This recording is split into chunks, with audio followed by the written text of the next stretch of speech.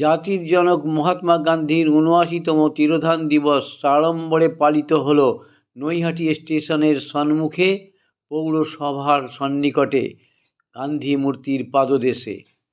পরেশ সরকার, সমাজসেবী পরেশ সরকারের শুভ উদ্যোগে প্রতি বছরের ন্যায় এবছরেও গান্ধীজির ৭৯তম তিরোধান দিবসের পরিচালনায় সকাল থেকে বহু মানুষ শ্রদ্ধা জানালেন গান্ধী মূর্তিকে, ফুলমালা ও পুষ্পার্ঘ্য দিয়ে শ্রদ্ধা জানালেন।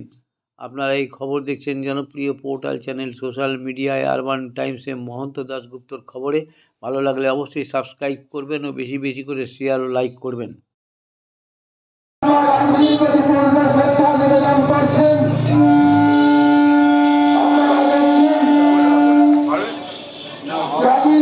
মহাত্মা গান্ধীকে ফুলের মালা দিয়ে আজকে জাতির পিতা মহাত্মা গান্ধীর তিরোধান দিবস উদযাপন উপলক্ষে নৈহাটি স্বাধীনতা দিবস উদযাপন কমিটি এবং গান্ধীজি সংরক্ষক কমিটি সভাপতি পরেশ সরকার মহাশয় জাতির পিতা মহাত্মা গান্ধীর প্রতি শ্রদ্ধা নিবেদন করলেন ফুলের মালা দিয়ে। 1948 সালে 23শে জানুয়ারি আইএসএফের হাতে জাতির পিতা মহাত্মা গান্ধী 15 বছরের মধ্যে তাকে নৈহাটি স্বাধীনতা দিবস উদযাপন কমিটি এবং গান্ধীজি জন্মোৎসব কমিটির সভা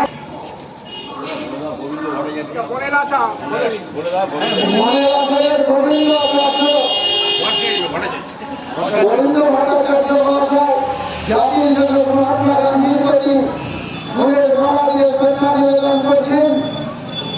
আজকের দিনে 1948 সালে 23শে জানুয়ারি যে মানুষকে সরাসরি মিলিত চলে যেতে হয়েছে, আজকের দিনে তাৎপর্য শুধু বাংলার মানুষ নয়, শুধু ভারতবর্ষের মানুষ নয়, তারা পৃথিবীর মানুষ।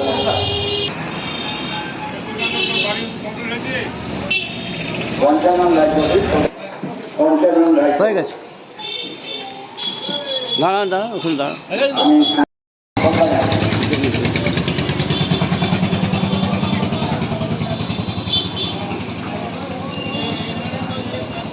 আমাদের পরেশ সরকার শিক্ষিকা এবং ভাইস প্রেসিডেন্ট আমাদের গান্ধী জন্মোৎসব কমিটি তাকে শ্রদ্ধাঞ্জলি অনুষ্ঠান শ্রদ্ধা জানার জন্য অবশ্যই।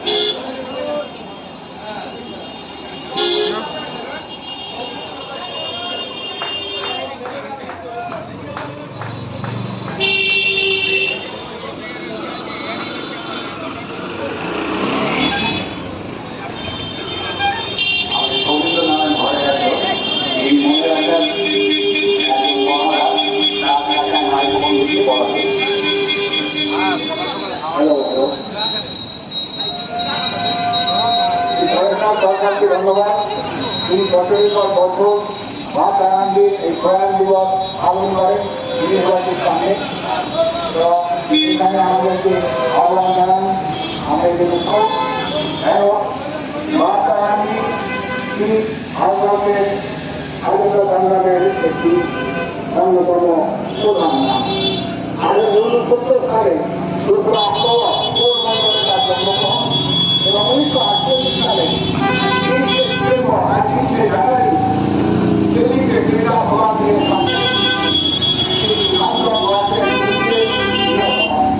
এই মাথায় ছিল তার কর্মকাণ্ড। তিনি ইংল্যান্ড থেকে ব্যারিস্টারি পাস করে প্রথমে দক্ষিণ আফ্রিকায় গিয়েছিলেন এবং দক্ষিণ আফ্রিকায় লোক ঘটে তিনি প্রথমশ্রেণীতে ভ্রমণ করার সময় একজন ইংরেজ তাকে কাজ আঘাত করে বাইরে ফেলে দেয় সেখানে, এবং সেইখান থেকে তিনি খবর দেন ইংরেজদের তিনি খবর করি থাকেন। এরপরে তিনি ভারতবর্ষে ফিরে আসেন এবং নতুনভাবে আন্দোলন শুরু করেন। এই আন্দোলন ছিল অপরাধ, অহিংস এবং তার ছিল সত্য আন্দোলন। তিনি কোনো ভায়োলেন্সের বিশ্বাস ছিলেন না, অহিংসতায় বিশ্বাসী ছিলেন না, তিনি ছিলেন অহিংস আন্দোলনকারী। এবং এর একটা বিরাট প্রভাব তখনকার দিনে পড়েছিল এবং আজও এটা সমান শাসন হয়েছে যে অহিংস দিয়েও যে আন্দোলন করাটা অহিংসতা না সেটা তিনি দেখিয়েছিলেন তখন। তাই আন্দোলন তখন থেকে সেভাবে তিনি করেছিল।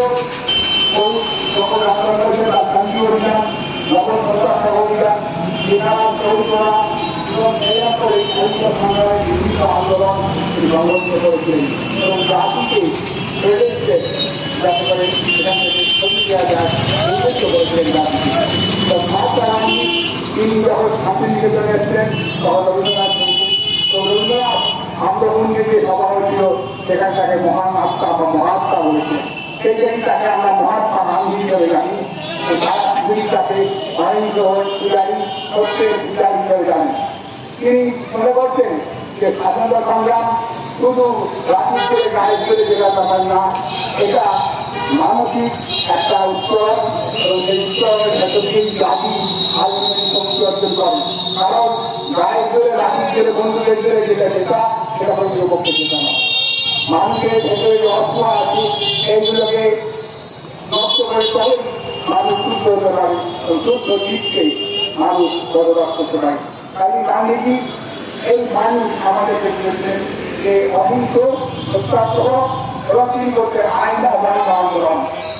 তিনি আইন অমান্য আন্দোলন করে কারাবরণ করেছেন। সেজন্য অনেকের অর্থ তাকে উদাহরণ করতে চাইতে হয় যে এইভাবে হবে না, কিন্তু তিনি দেখেছেন এইভাবে হয়। সেটাই হোক, তিনি মারা যাওয়ার পর আমাদের আমি বিজ্ঞানের ছাত্র, আমি জানি ভেবেছেন আলবার্ট আইনস্টাইন তিনি একটি কথাবার্তা লিখেছিলেন, generation to come will just believe that nothing human being of faith and God এইভাবে বার্তা বিশ্বাস মানে হলো এই পরবর্তী প্রজন্ম আসতে চলেছে যারা বিশ্বাসী করতে চাইবে না এ অনেক মানুষ রক্তমাংসের মানুষ পৃথিবীতে এইভাবে বিতরণ করে এটাই তার প্রতি শ্রেষ্ঠ শ্রদ্ধা বলে আমরা এই মনে করি। তাই গান্ধীজি জাতির জীবনে অমর হয়ে রয়েছেন এবং থাকবেন জাতির জন্য। এই বলে আমি আমার আন্তরিক শ্রদ্ধা গান্ধীজির প্রতি অর্পণ করে আমার বক্তব্য রবীন্দ্রনাথ ভট্টাচার্য মনে রাখার পক্ষ থেকে এই সুন্দর গান্ধীজিকে শ্রদ্ধাঞ্জলি দেওয়ার জন্য তার জন্ম থেকে এবং তার মৃত্যু পর্যন্ত কিছু কথা বললেন, তাকে ধন্যবাদ। আমি এখন আসবো আমাদের স্বাধীনতা দিবস উদযাপন কমিটির কার্যকরী সভাপতি দিলীপ কুণ্ডুর কাছে তার বক্তব্য শোনার জন্য।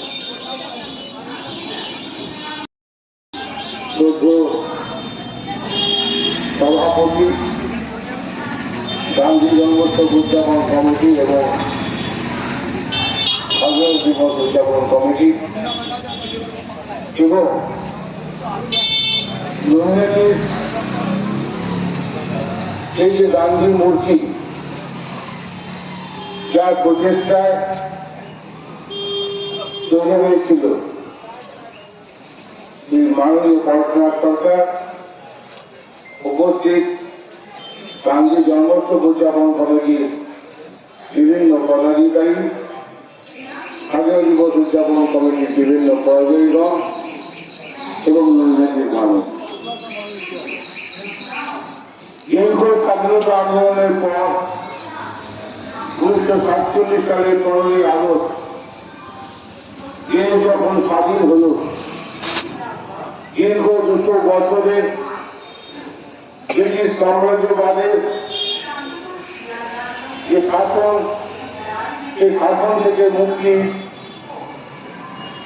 একটা স্বাধীনতা লাভের যে আনন্দ নিয়ে সারা দেশের মানুষ যখন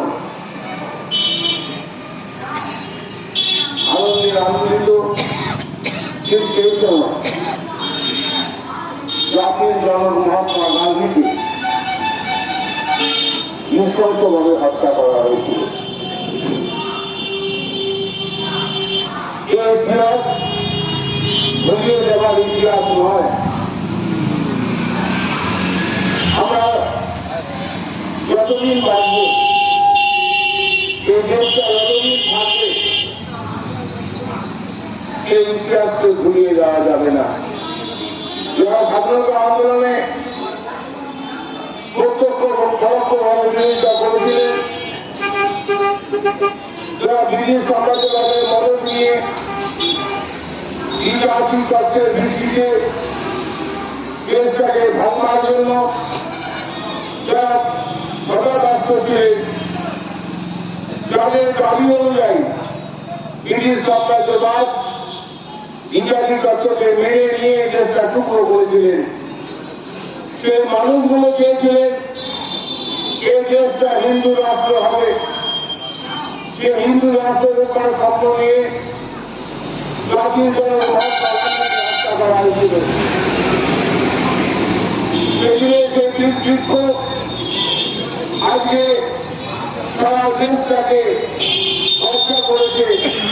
তাদেরই উত্তরসূরি আছে দেশটাকে হত্যা করতে চাইছে।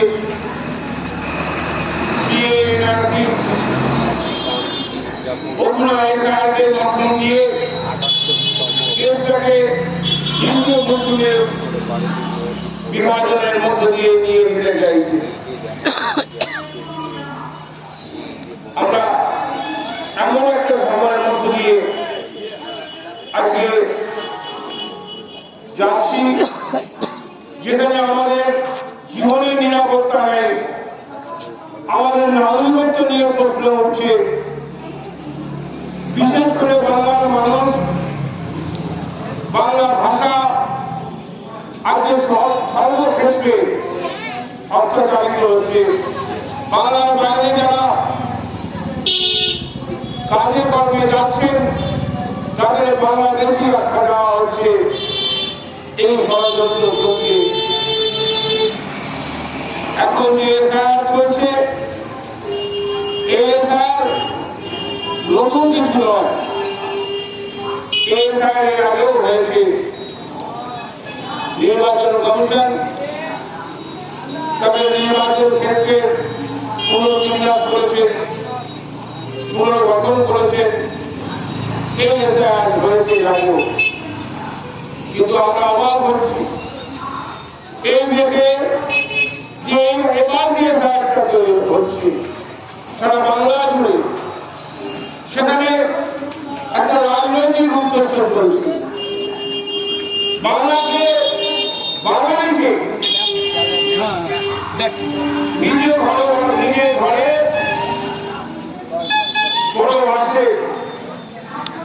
বড় মাসে নিয়ে যাওয়া হয়েছে। যারা বংশানুক্রমে এদেশে আসেন, এদেশে জন্মেছেন, এদেশে বড় হয়েছেন, তাদেরকেও প্রশ্ন চিহ্নের সামনে দাঁড়ানো হচ্ছে। সকলকে ধন্যবাদ জানিয়ে আমি আমার সংক্ষিপ্ত বক্তব্য শেষ করছি। জাতির জনক মহাত্মা গান্ধী সম্মেলনে তোমাকে আমরা বুঝছি না। ধন্যবাদ। আমি দুলালবন্ধা আহ্বানে আসছি একটা সঙ্গীত তার মধ্যে জাতির জনকের প্রতি শ্রদ্ধা জানাবার জন্য, তার গানের মাধ্যমে শ্রদ্ধাঞ্জলি দেওয়ার জন্য অনুরোধ করছি। আমাদের মধ্যে রয়েছেন আমাদের কমিটির অন্যতম এবং তিনি একজন শিল্পীও মানে গানের শিল্পী। যাই হোক, তাকে অনুরোধ করছি শ্রদ্ধা জানাবার জন্য। আমরা শ্রদ্ধা নিবেদন করছি। মানুষ তো জন্মালে তার মৃত্যু হবে, কিন্তু কিছু মৃত্যু আছে যেটা জোর করে করানো হয়। আমি আর নতুন করে কিছু বলবো না, তবে প্রত্যেক বছর এই কমিটির সভাপতি আমাদের বড়রা অনুষ্ঠানটা করেন, আমরা হয়তো অনেকে ভুলেই যাই। মানে আমরা আজকে তারা হয়তো মনে করি আমার অনেক আমি জন্মদিন ভুলে যায়। জন্মদিনটায় জন্মদিনটা হয়তো খেয়াল রাখে, এই স্লোগান দিবসটা সেভাবে হয়তো মনে উঠি যায় না। পরের রাত সেই উঠিটা মানুষের পরে চলে যায়। এগুলো ওনাকে একটা ধন্যবাদ আমাদের পক্ষ থেকে, সকলের পক্ষ থেকে দেওয়া উচিত। যাই হোক, আমাদের প্রত্যেক বাড়ি আমি ধর্মায়ণ করি, সৃষ্টি করি, একটু আমি ধর্মায়ণ করি, এই পর্যন্ত যাই। যাই হোক, আমি একটা গান একটা শোনাচ্ছি, গান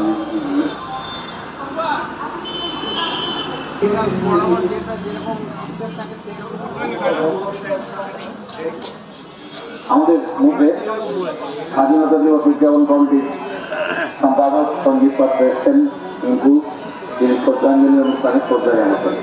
সঞ্জীব পাত্র কিন্তু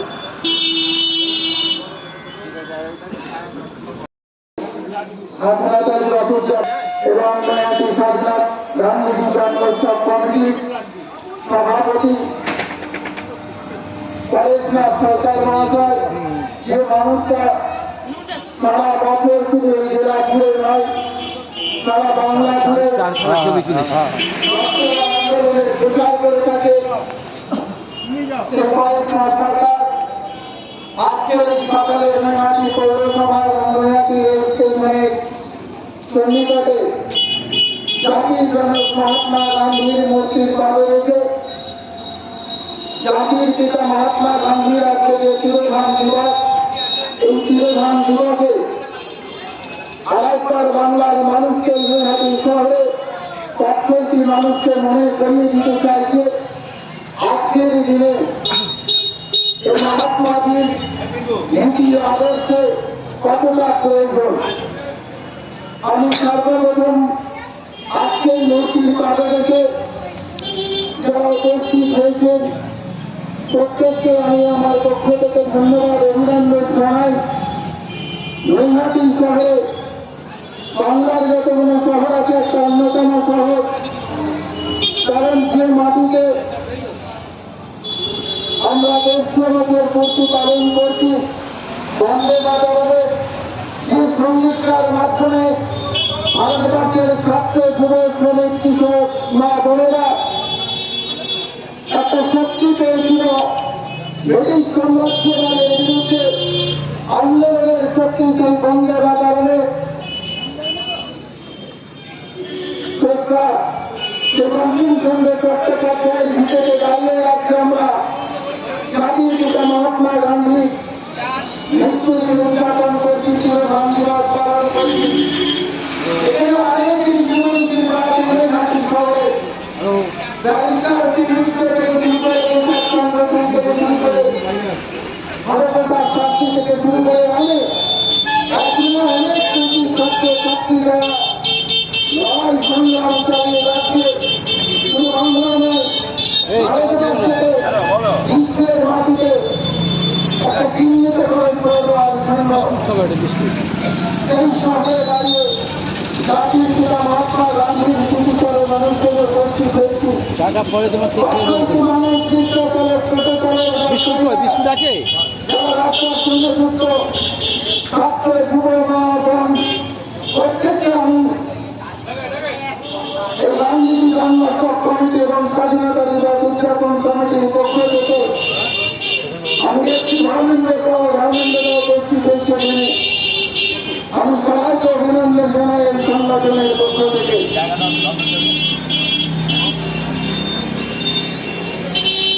কারণ আজকে আমরা কিছুক্ষণ আগেই শুনছিলাম যে বাংলা ভাষা এবং বাংলা আমরা দেখেছি যে আন্দোলন শুরু করেছিল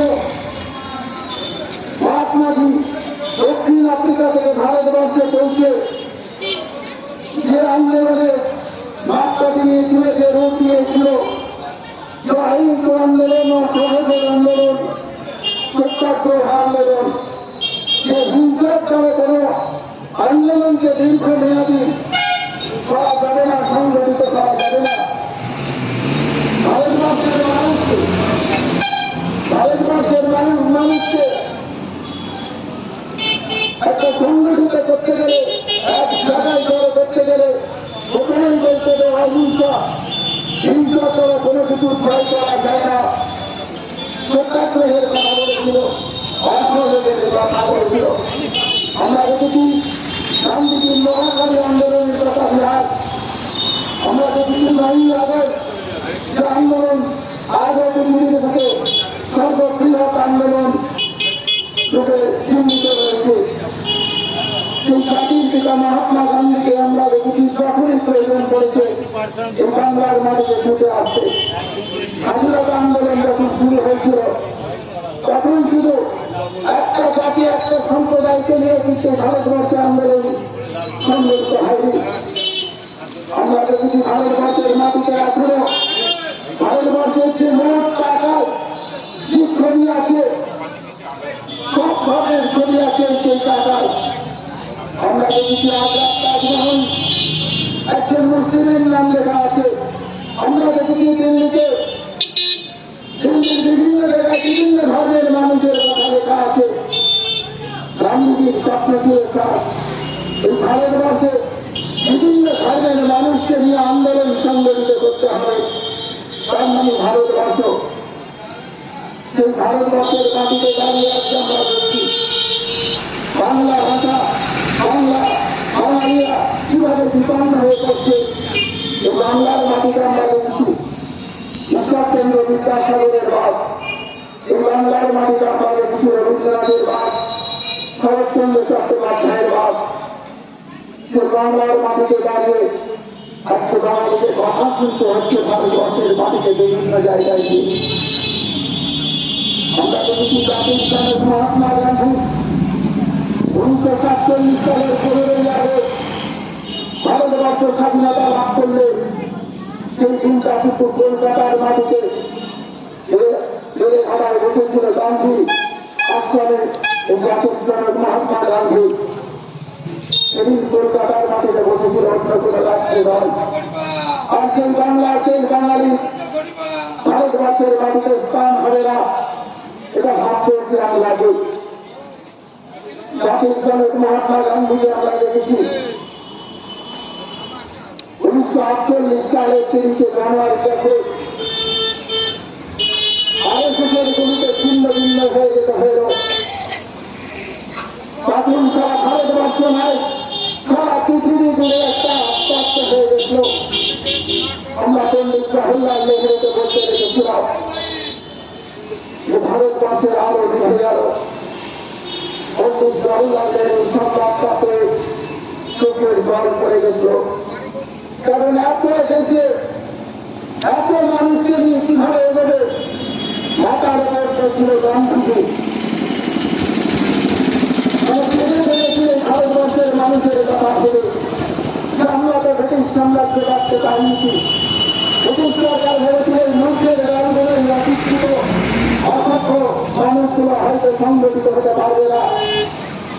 আমরা দেখলাম 1948 সালে জানুয়ারি চিন্তা একের পর এক মানুষ এসে উপস্থিত হল এই ভারতবর্ষের মাটিতে জাতির জনক মহাত্মা গান্ধীর প্রতি শ্রদ্ধা জানাতে।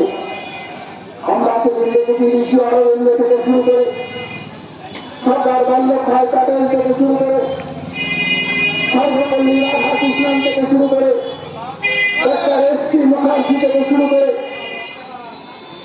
বিভিন্ন মানুষ ভারতবর্ষের মাটিতে সেদিন শ্রদ্ধা জানিয়েছিল।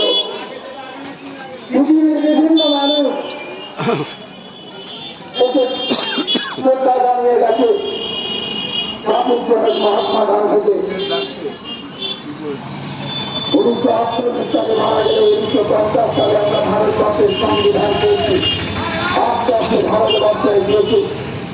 আধুনিকীকরণ হচ্ছে একের পর এক ভারতবর্ষে যেমন প্রধানমন্ত্রী রাষ্ট্রপতি বসেছে, ঠিক তেমনি বাংলার মুখ্যমন্ত্রী অভিনেন্দ্র ঘোষ থেকে শুরু করে একের পর এক রাজ্যের মুখ্যমন্ত্রী এসেছে। ভারতবর্ষে কিন্তু একটা সংবিধান আছে। পার্শ্ববর্তী দেশগুলো পৃথিবীর বিভিন্ন দেশ যতই মনে করুন ভারতবর্ষে দুর্বল না, ভারতবর্ষে একটা সংবিধান আছে। ভারতবর্ষে রাষ্ট্রপতি আছে, ভারতবর্ষে মুখ্যমন্ত্রী আছে, ভারতবর্ষে সুপ্রিম কোর্ট আছে, প্রতিটি রাজ্যে হাইকোর্ট আছে, ভারতবর্ষে সেনাবাহিনী আছে, ব্রিগেডিয়ার আছে। কোনোভাবেই ভারতবর্ষকে দুর্বল ভাবলে হবে না। কোন রাজনৈতিক দল যদি মনে করে ভারতবর্ষের কোন ধর্মকে দুর্বল করে দেবে তাহলে সেটাও ভুল হবে। কারণ ভারতবর্ষে একটা আইন আছে, যেরকম সংবিধান আছে, যেরকম ভারতবর্ষে ব্রিগেডিয়ার আছে। আমরা জাতির জনক মহাত্মা গান্ধীকে প্রণাম জানিয়ে শ্রদ্ধা জানিয়ে নৈহাটি শহরের প্রত্যেকটা মানুষকে শ্রদ্ধা ভালোবাসা প্রণাম জানিয়ে আপনারা ভালো থাকুন, সুস্থ থাকুন। জয় হরি, বন্দে মাতরম। এতক্ষণ শুনছিলেন তাপস ঘোষের কণ্ঠে তার বক্তব্য।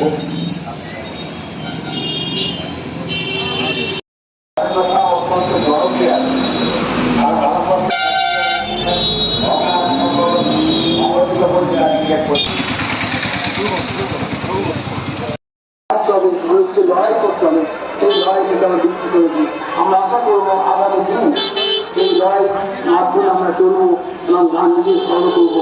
এই বলে সকলকে যারা উপস্থিত হয়েছে সকলকে ধন্যবাদ, শুভেচ্ছা জানিয়ে আমার বক্তব্য শেষ করবো। ধন্যবাদ। আর নৈহাটি ওয়েলফেয়ার সোসাইটির সভাপতি বাবুল সরকার কোথায় আছে? নৈহাটি ওয়েলফেয়ার সোসাইটির সভাপতি বাবুল সরকার কোথায় আছে?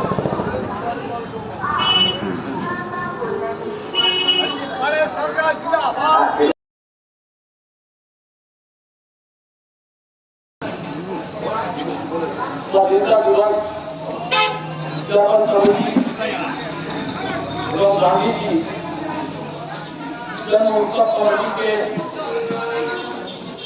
उद्योक्ता नरेश सरकार महोदय लगातार कई वर्षों से गांधी जी का जन्म दिवस और गांधी जी का मृत्यु दिवस यही पर वो पालन करते रहे। आज ही के दिन 30 जनवरी 1948 को आरएसएस के एक व्यक्ति के द्वारा प्रार्थना के समय गांधी जी को गोली मारकर हत्या कर दिया गया। दो अहिंसक के पुजारी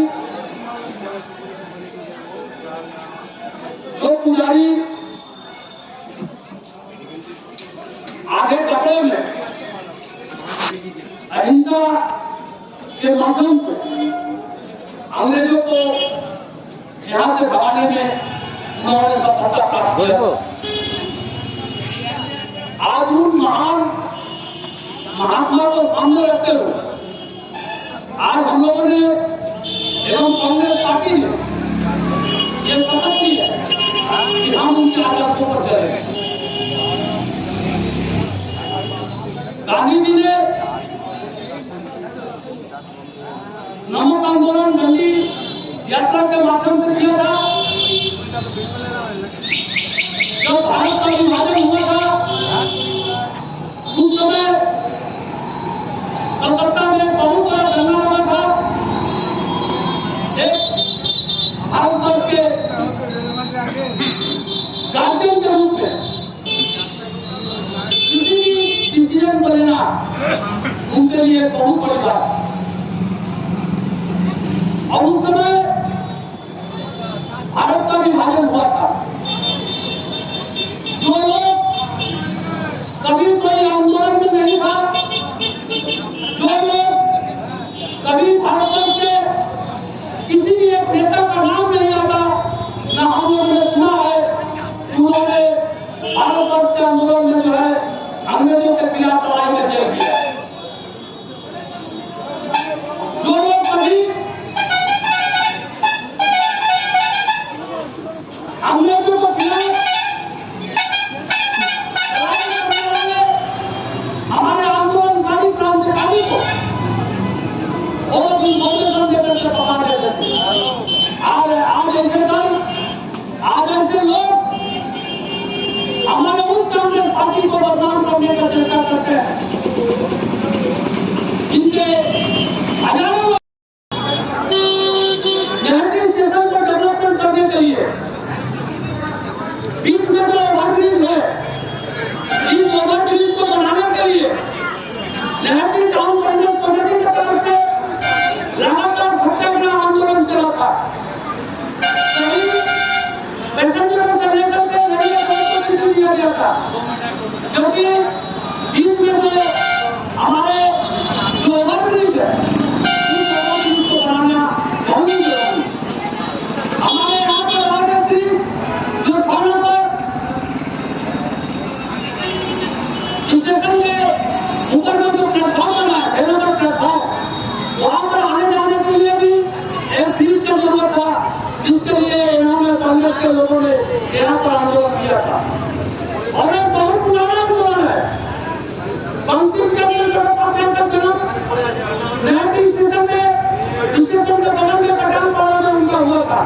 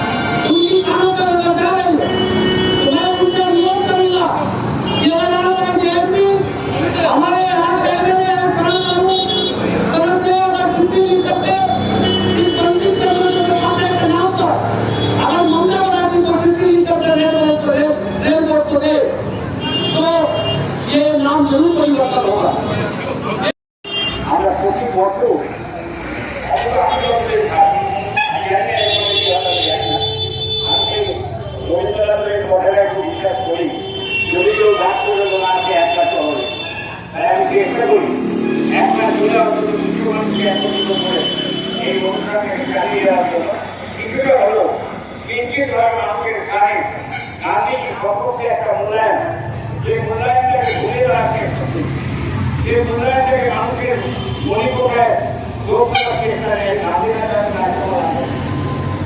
এত আছে হয়তো সাংসদ মন্ত্রীরা সেখানে যান আর কই যাবেন, কিন্তু যে জায়গায় দাঁড়িয়ে জাতির জন মহাত্মা গান্ধীর যে কর্মকাণ্ড, সেই কর্মকাণ্ডকে তুলে ধরা হয়। আমি একটা কদম গান্ধী মিডিয়ামে দর্শন করি, যেখানে আগে গেলে তার জীবন্ত ইতিহাস অর্থাৎ তার জন্ম থেকে মৃত্যু, সেই জন্ম থেকে মৃত্যুর আগে পুরো তুলে ধরা হয়েছে গান্ধী মিডিয়ামে। অনেকেই জানেন, অনেকেই জানার চেষ্টা করেন না, কিন্তু আমরা সন্তানকে নিয়ে ছাত্রছাত্রীদের নিয়ে অবশ্যই আমি মনে করি এটা আমাদের কর্তব্য গান্ধী বিজ্ঞানে গিয়ে গান্ধী সম্বন্ধে গান্ধীর দর্শন সম্বন্ধে জানার চেষ্টা। গান্ধীর ইতিহাস এমন একটা শক্তিশালী ইতিহাস, যে ইতিহাস পৃথিবীতে মূল্যায়ন হচ্ছে। পৃথিবীর বিভিন্ন দেশে যদি আপনি ইতিহাসটাকে ফলো করে নেন, গান্ধীজির মূর্তি তৈরি করা হয়েছে। এমন কোন রাষ্ট্রনায়ক নেই যে রাষ্ট্রনায়কের মূর্তি সারা পৃথিবীতে বিভিন্ন জায়গায় স্থাপন করা হয়। গান্ধীর মূর্তি করেন যান রাশিয়ায়, গান্ধীর মূর্তি করেন যান আমেরিকায়, গান্ধীর মূর্তি করেন কোথায় নেই। ইউরোপ থেকে আরম্ভ করে এশিয়ার বিভিন্ন এলাকায় গান্ধীজির মূর্তি আছে, গান্ধীজির নামাঙ্কিত বিভিন্ন পরিকল্পনা।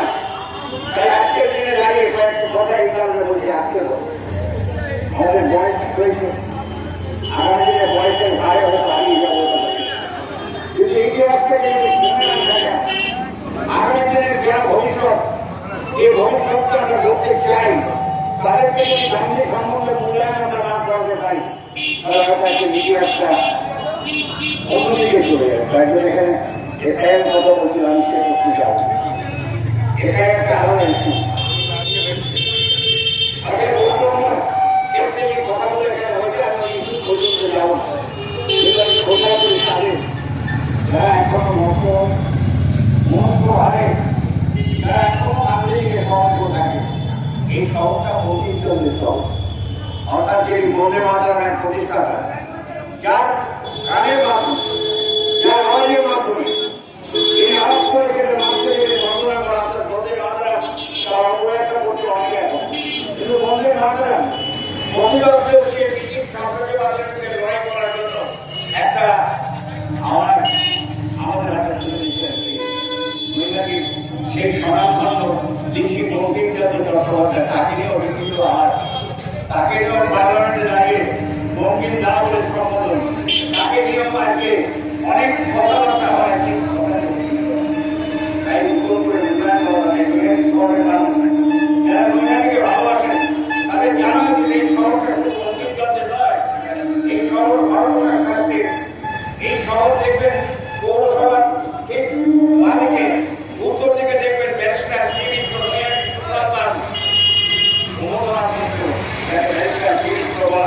যিনি নৈহাটিতে জন্মগ্রহণ করেছিলেন, তিনি ব্রিটিশ সাম্রাজ্যবাদের বিরুদ্ধে অনুশীলন দল তৈরি করে লড়াই করে সশস্ত্র সংগ্রামের ডাক দিয়েছেন। অন্যদিকে গান্ধীজি তিনি লড়াই করেছেন অহিংসার মধ্যে।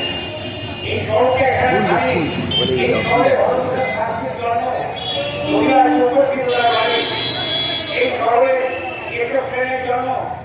এই শহরটাকে যদি আমরা মূল্যায়ন করি আধুনিক ক্ষেত্রে কেমন এই শহরের মানুষ আরো অনেক নেতৃত্ব আছে। এই শহর শহর এই শহরটাকে যদি জায়গা পর্যন্ত আমি অত কটাক্ষ করার জন্য বলছি না, একটা ইংলিশ শহরে পরিণত হয়েছে। যাতায়াতের ক্ষেত্রে অসুবিধা, বিভিন্নভাবে লোকের আত্মমাত্রা শুনি, আমি যখন সাইকেল চালিয়ে যাতায়াত করি কিন্তু অনেক সময় লাগে। এমন একটা অবস্থা যেখানে ট্রাফিক ব্যবস্থাটা ঠিক মতোভাবে সংগঠিত করা হয় না। রাজ্যের দিনে আজকের এই কারণে যে আমরা জাতির মূল্যায়ন করলাম না কেন,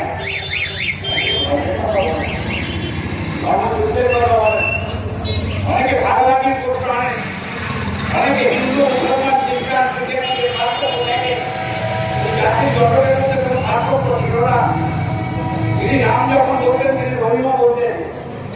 অতএব সেই জায়গায় দাঁড়িয়ে আমরা কিন্তু এই গান্ধী সম্পর্কে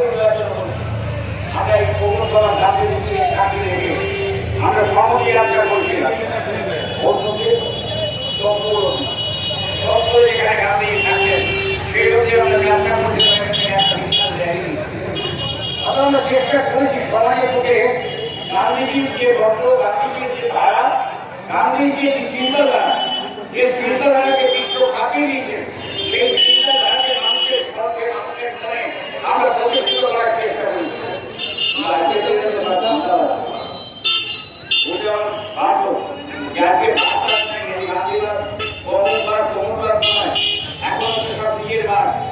নিজেকে দেখো, নিজেকে পড়ো, নিজেকে তৈরি করো, নিজেকে অর্থনৈতিক দিক থেকে স্বাবলম্বী করো, এটাই আজকের চেষ্টা।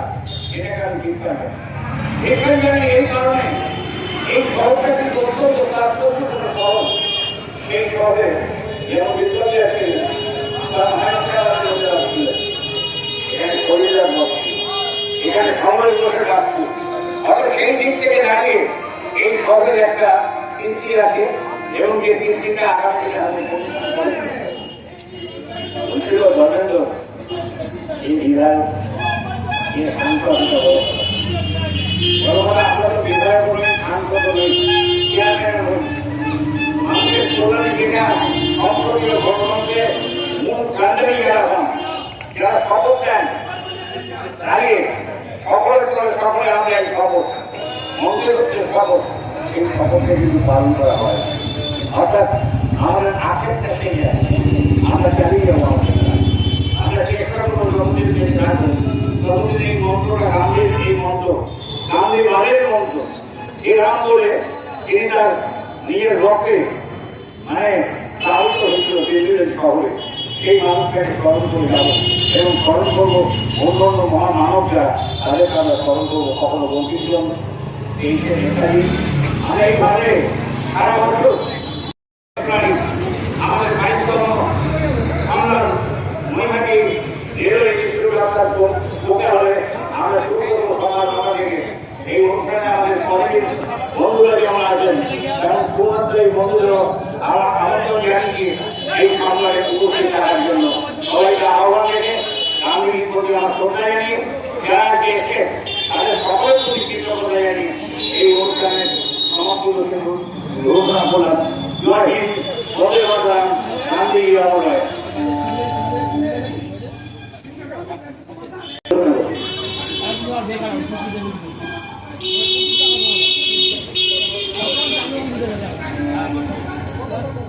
সেকেন্ড হ্যান্ড মোবাইল কিনবেন বা বিক্রি করবেন, এক্সচেঞ্জ করতে চান পুরনো phone? Pappu mobile, Naihati Hazinagar fire ব্রিগেডের ঠিক পাশে আপনার মোবাইলের সেরা ঠিকানা। Samsung, Redmi, Realme, Oppo, Vivo, iPhone সহ যে কোনো ব্র্যান্ডের মোবাইল এখানে পাবেন 50 থেকে 80% ছাড়ে, তাও আবার গ্যারেন্টি সহকারে। হোলসেল ও রিটেল দুই পাওয়া যায়। এছাড়াও আছে mobile cover, tempered glass, earbuds, smart watch, এক ছাদের নিচে সব। দোকান খোলা থাকে প্রতিদিন সকাল 10টা থেকে রাত 10টা পর্যন্ত। আজই চলে আসুন পাপ্পু মোবাইলে। যোগাযোগের ফোন নাম্বার 9748482727। এছাড়াও ফেসবুক, ইউটিউব, ইনস্টাগ্রামের মাধ্যমে আপনি সরাসরি যোগাযোগ করতে পারেন আমাদের সাথে।